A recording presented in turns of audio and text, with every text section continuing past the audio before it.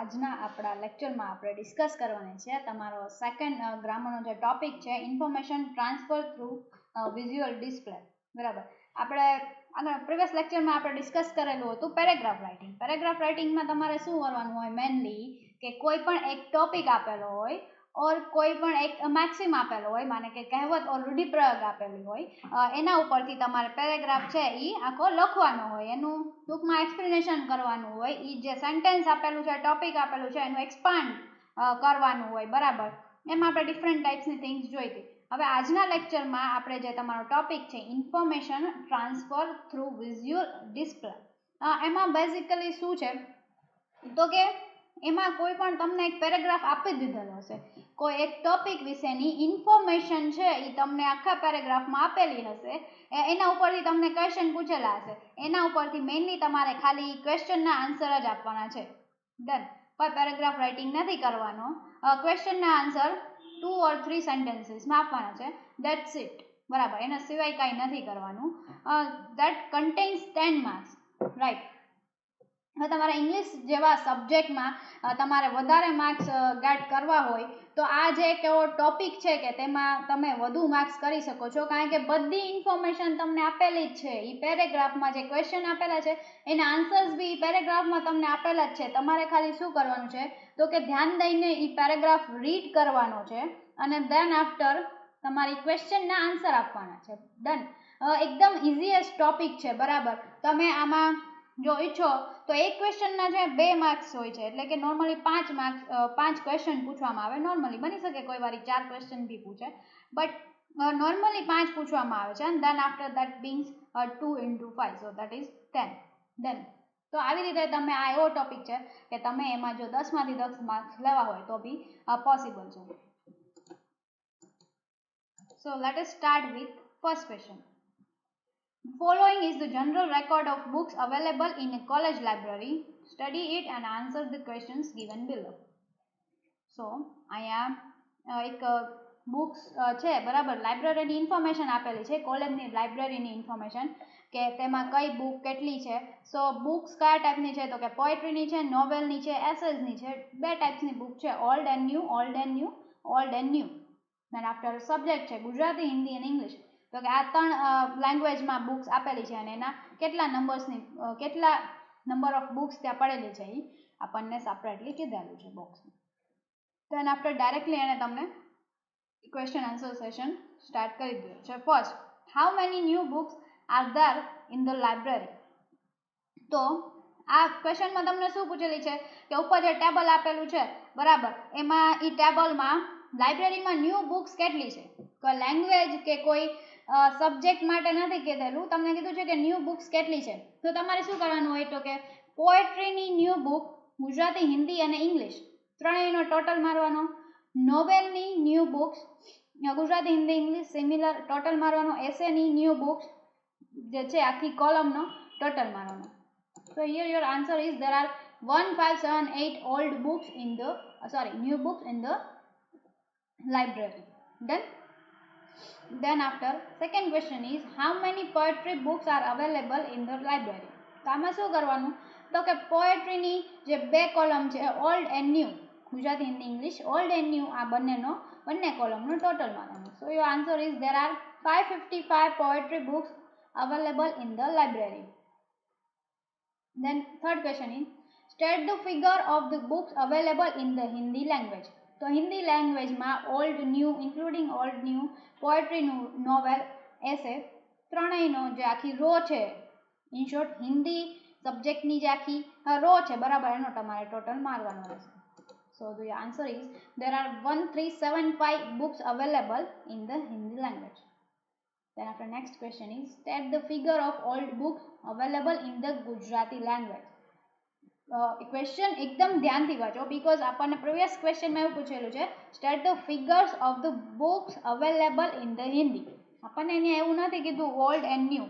તો આવી રીતે નહીં, એ જ મગજમાં એ જ ક્વેશ્ચન છે અને એ જ રીતે તમે ચોથો વાંચો તો ચોથામાં તમને સ્પેસિફિકલી કીધેલું છે કે ઓલ્ડ બુક્સ છે ગુજરાતી લેંગ્વેજમાં ઓલ્ડ કેટલી બુક્સ છે, તો આમાં જેટલી પોએટ્રીની ઓલ્ડ બુક્સ છે ગુજરાતીમાં, નોવેલની અને એસેની, આનો તમારે ટોટલ મારવાનો છે. આખી રોનો ટોટલ નથી મારવાનો. So your answer is there are 341 old books available in the Gujarati language. And then after last question is what is the percentage of the books in English? તો કે ઇંગ્લિશમાં જે બુક્સ છે બરાબર એની કેટલા પર્સન્ટેજની છે તો આમાં basically you have to use your normal maths કે પર્સન્ટેજ કઈ રીતે કહેવાય. હવે ઇંગ્લિશ સબ્જેક્ટમાં તમે એવું એક્સપેક્ટ ના કરી શકો મારી પાસે કે હું તમને પર્સન્ટેજ કાઢતા શીખવાડું કઈ રીતે પર્સન્ટેજ કરાય. તો એ બેઝિક મેથેમેટિક્સ કે પર્સન્ટેજ કઈ રીતે નીકળે તો કે ઇંગ્લિશની જે રો છે બરાબર ઇંગ્લિશ લેંગ્વેજની જે રો છે બધાનો ટોટલ મારો then after Gujarati Hindi English poetry novel essay old new જેટલા બી તમને ન્યુમેરિકલ થિંગ્સ દેખાય છે બધાનો ટોટલ મારો અપર ઇંગ્લિશની જે રોનું જે ટોટલ આવે છે એ દેન આફ્ટર ડાઉન સાઇડ કરીને જે ટોટલ આવેલો છે આખા ટેબલનો જે ટોટલ છે ન્યુમેરિકલ થિંગ એનું તમારે ડિવિઝન કરવાનું છે. So and then after multiply it with 100. So that is the basic percentage. So your answer is the percentage of the books available in English, that is 11.01%. Then આમાં જે બી કાંઈ figures આપેલા છે મેં કાઉન્ટ કરીને જ લખાય છે તમે જ્યારે એકવાર કરતા હોય ત્યારે કાઉન્ટ કરી લો. તો આ ટાઈપના બેઝિક ક્વેશ્ચન આન્સર્સ તમને આમાં પૂછાવાના છે. જે રીતે મેં આગળ બી કીધેલું હતું that is it is very easy topic. ખાલી તમને ઇન્ફોર્મેશન આપેલી છે ઇન્ફોર્મેશન એ ધ્યાનથી વાંચવાની છે અને દેન આફ્ટર એના ક્વેશ્ચન આપેલા છે એને ક્વેશ્ચનના કોરિલેટ કરવાની છે. આમાં તમારી ગ્રામેટિકલ મિસ્ટેક બી ના થવી જોઈએ બીકોઝ આમાં તમારે કોઈ લોંગ પેરેગ્રાફ નથી લખવાના કોઈ વસ્તુને એક્સપ્લેન કરવા માટે. સિમ્પલી 1 or 2 લાઇનમાં તમારે આન્સર લખવાના છે. So next question read the following notice for sale of some cars belonging to defaulters who have not paid their installments to a finance company. Then answer the questions given at the end of the notice. Sealed offers are invited from public willing to buy the following vehicles. The offer should reach the company at the following address on or before 15th November 2000.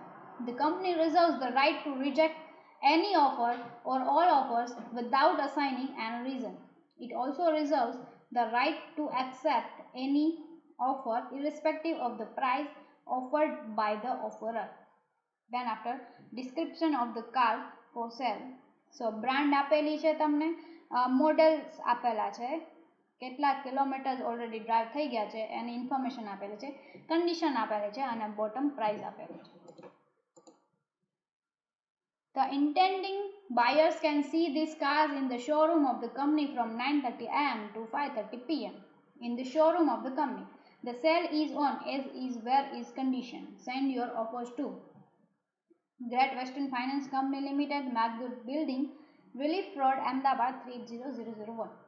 બરાબર આ આખું information આપેલી છે બરાબર. અહીંયા તમારી information ખતમ થઈ જાય છે અને દેન આફ્ટર તમારો ક્વેશ્ચન આન્સર સ્ટાર્ટ થઈ જાય. So first which is the oldest model of car offered for sale. So તમારે બેઝિકલી સમજવાનું છે કે તો કે આગળ પાછળનું કન્ટેન્ટ આપેલું છે દેટ ઇઝ ઓકે. મેઇનલી એમાંથી કોઈ ક્વેશ્ચન આન્સર ન હોય. ક્વેશ્ચન આન્સર શેમાંથી છે તો કે જે તમને ડિસ્ક્રિપ્શન આપેલું છે કાર્સનું મેઇનલી એમાંથી જશે. તો આમાં છે કે કયું ઓલ્ડેસ્ટ મોડલ છે તો તમે કહી શકો that is the ambassador 4 that is ક્યારનું મોડલ છે તો કે 1992. સો એ ઓલ્ડેસ્ટ મોડલ છે right. So your answer is the oldest model of car offered for sale is Ambassador 4. Then after why are 1994 model of two Maruti's cars offered at different prices? આમાં કે 1994 એક જ યરમાં જે આ model બી same જ છે બરાબર બટ એ બંનેની ડિફરન્ટ પ્રાઇસ કેમ ડિફરન્ટ છે લાઈક જે 1994માં 60,000 કિલોમીટર્સ ડ્રાઈવ થઈ છે જેની કન્ડિશન ગુડ છે એની પ્રાઇસ છે 1,45,000 અને સેકન્ડની પ્રાઇસ છે 1,30,000 બરાબર. તો એની પ્રાઇસીસ કેમ ડિફરન્ટ છે ક્વેશ્ચન પૂછેલો છે તો તમે આના ઉપરથી કહી શકો કે સૌથી પહેલાં તો એની કન્ડિશન છે જે ફર્સ્ટ છે જેની પ્રાઇસ 1,45,000 છે બરાબર એની કન્ડિશન ગુડ છે અને એ કિલોમીટર્સ ઓછા ડ્રાઈવ થયેલા છે.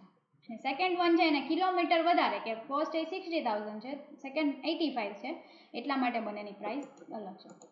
So your answer is the 1994 model of to Maruti cars are offered at different prices because one of them has run 25 1000 kilometers more and it is in fairly good condition whereas the other car is in good condition. બરાબર. That second one છે એ એનાથી વધારે kilometre જાય છે. The third question is whose cars are offered for sale by the company. So the cars of the defaulters who have not paid their installments to the finance company are offered for sale. એવું આપણને અહીંયા કીધેલું છે જે આપણે નોટિસમાં સ્ટાર્ટિંગમાં જ કીધું બરાબર. તમે નોટિસ જે આગળનો કન્ટેન્ટ છે એ વાંચશો તો એમાં કીધેલું છે કે શું કામ આ કાર સેલ કરીએ છીએ તો કે ડિફોલ્ટર્સ છે એ લોકો એના ઇન્સ્ટોલમેન્ટ છે એ પે નથી કર્યા એટલા માટે આપણે કાર સેલ કરીએ. The next question, the total of kilometers driven in case of two cars is equal to kilometers driven by another car. Which are these cars?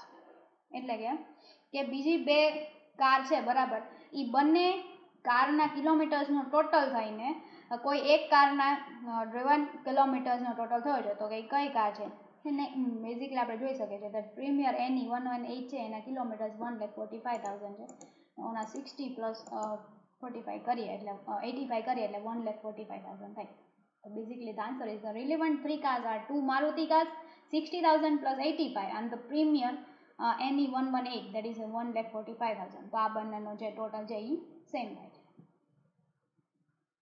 And the last question is which two cars in fairly good conditions, which models they are? So fairly good condition માં કઈ છે તો કે first is Maruti Fronti 1994 ની and then Premier NE 118. So your answer is the two cars in fairly good conditions are 1994 model Maruti Fronti and 1995 model Premier ME 118. તો આવી રીતે કોઈ એક પર્ટિક્યુલર તમને ટેબલ જ આપેલું હશે અને એ ટેબલ ઉપરથી જે ક્વેશ્ચન આપેલા હોય એના આન્સર્સ આપવાના રહેશે. બસ બેઝિક થિંગ એ છે કે તમે જ્યારે બી ક્વેશ્ચન રીડ કરો બરાબર ત્યારે એ લોકોએ કઈ વસ્તુ કામ લખેલી છે એ બધું રીડ કરવું જોઈએ અને સાથે સાથે જે ઇન્ફોર્મેશન આપેલી છે એ કઈ રીતે રિલેટ થાય છે આ બે વસ્તુનું ધ્યાન રાખવું. Next example is read the following temperature chart carefully and answer the questions given at the end. So અહીંયા તમને ટેમ્પરેચર ચાર્ટ આપેલો છે અમુક સિટીનો કે તેનું મેક્સિમમ શું હોય મિનિમમ શું હોય અને એના ઉપરથી તમને ક્વેશ્ચન પૂછેલા છે જેના તમારે આન્સર આપવાના છે. So first question is which was the coldest city. Coldest માને કે ઠંડુ સિટી કયો છે. So answer is Delhi because ત્યાંનું મેક્સિમમ સેલ્સિયસ કેટલું છે that is 16 Celsius. That's why the Delhi is the coldest city. Then after next question is which was the hottest city. તો કે જેનું ટેમ્પરેચર બહુ high that is the hottest city તો કે ચેન્નઈનો 24.7 Celsius છે. So Chennai. Next question is at how many places the temperature was less than 15 degrees. તો કે less than 15 degrees ત્રણ જગ્યાએ છે that is Delhi, Kolkata and Mumbai. So that are the cities. So in three places the temperature was less than 15 degrees. બરાબર આ તમને how many પૂછ્યો છે એટલે નંબર ઓફ સિટીઝ પૂછ્યો છે નેમ નથી પૂછ્યું તો તમે નેમ ના લખો તો વિચાર. And the last question is in which city do you find the maximum variance between maximum temperature and the minimum temperature. તો કે સૌથી જાજો વેરિયન્સ છે મિનિમમ અને મેક્સિમમમાં કોના વચ્ચે લાગે છે. સો that is the Madras Mumbai છે બરાબર એમાં મેક્સિમમ લાગે છે લાઈક મિનિમમમાં 13.5 સેલ્સિયસ છે જ્યારે મેક્સિમમમાં 20 સેલ્સિયસ છે. So your answer is in Madras V find the maximum variance between maximum temperature and minimum temperature. So as how તમારે ટેબલ ઉપરથી ક્વેશ્ચનના આન્સર આપવાના છે. Next question details regarding some very small countries in the world is questions given below. Study the figures carefully and answers the question given at the end of the figures. હવે આમાં તમને details આપેલી છે અમુક countries છે વર્લ્ડના બરાબર એની details આપેલી છે like area in square feet in miles and populations બરાબર એવી રીતે આપેલું છે ને એના ઉપરથી તમને ક્વેશ્ચન પૂછેલા છે એના આન્સર આપવાના છે. So first start with which country has the maximum population. So પોપ્યુલેશનની કોલમમાં જોઈએ so that is 3,25,000 in Malta. So your answer is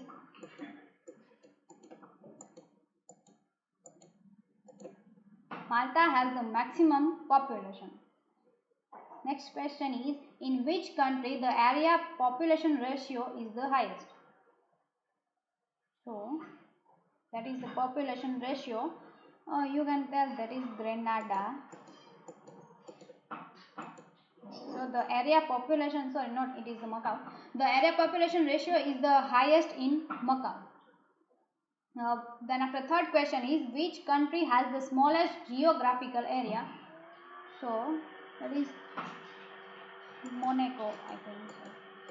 So the answer is Monaco has the smallest geographical area.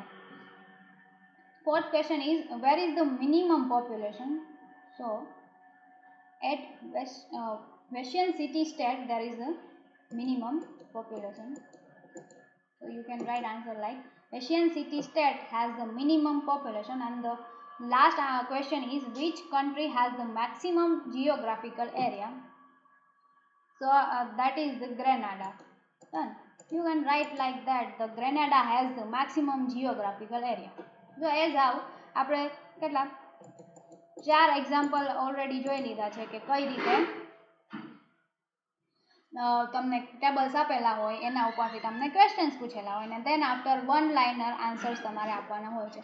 Let us see another example also, and then after we will conclude our topic here. So next question is, study the life expectancy chart and answer the questions at the end of the chart. So there is two type of chart, that how long do men live and how long do women live in the names of countries and the years. Okay, કઈ રીતે main અને woman અલગ અલગ કન્ટ્રીમાં કેટલા year સુધી જીવી શકે છે. So first question is, the only first number differing from other first number in the entire chart.